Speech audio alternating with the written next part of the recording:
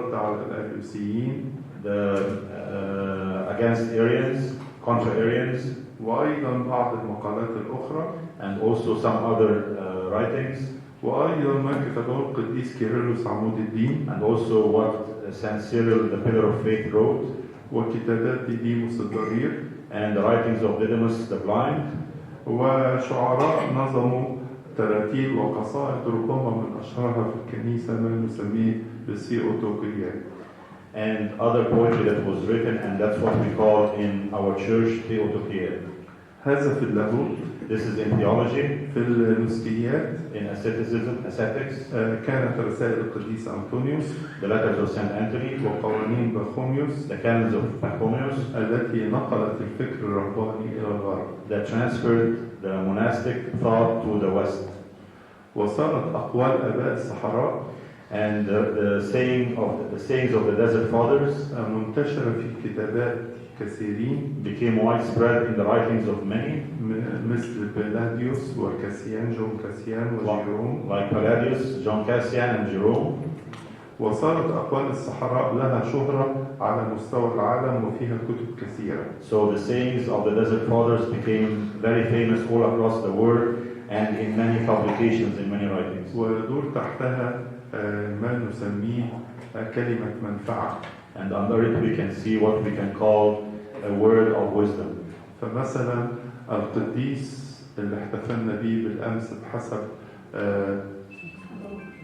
تقويم الكنيسة القبطية القديس الأنبا بولا. For example, the saint that we celebrated yesterday according to the Coptic calendar, Saint Paul the Hermit, والذي عاش حوالي 90 عاما, who lived around 90 years. لا نعرف عنه سوى عبارة واحدة. We don't know anything about him except one phrase. من يهرب من الضيقة يهرب من الله. Who runs away from distress, he is running away from God. وهذه العبارة هي خلاصة حياة رهبانية طويلة عريضة في عمق السياحة الرهبانية. And this one phrase is the peak of the monastic thinking for the whole monks.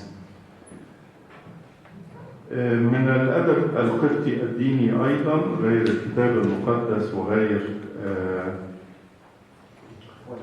أقوال الآباء أيضا كتاب السنكسار أو كتابات السنكسار بصفة عامة. And from the religious literature aside from the geography, we find the book of the Synaxarium. هذه التي تحوي سير القديسين. That book that contains the vidas of the saints, والشهداء والبطاركة of the saints, the martyrs and the patriarchs. ويمكن أن تكتب بأسلوب أدبي. And it can be written in literature, in a nice literature way. وفي زماننا هذا بعض سير القديسين تقدم في أفلام سينمائية أو في مسرحيات تعرض أمام المؤمنين. And nowadays these biographies can be shown in movies or plays that are presented to the faithful. شكل آخر من الأدب القبطي الديني وهو الليتورجيات. Another form of the religious Coptic literature is liturgies.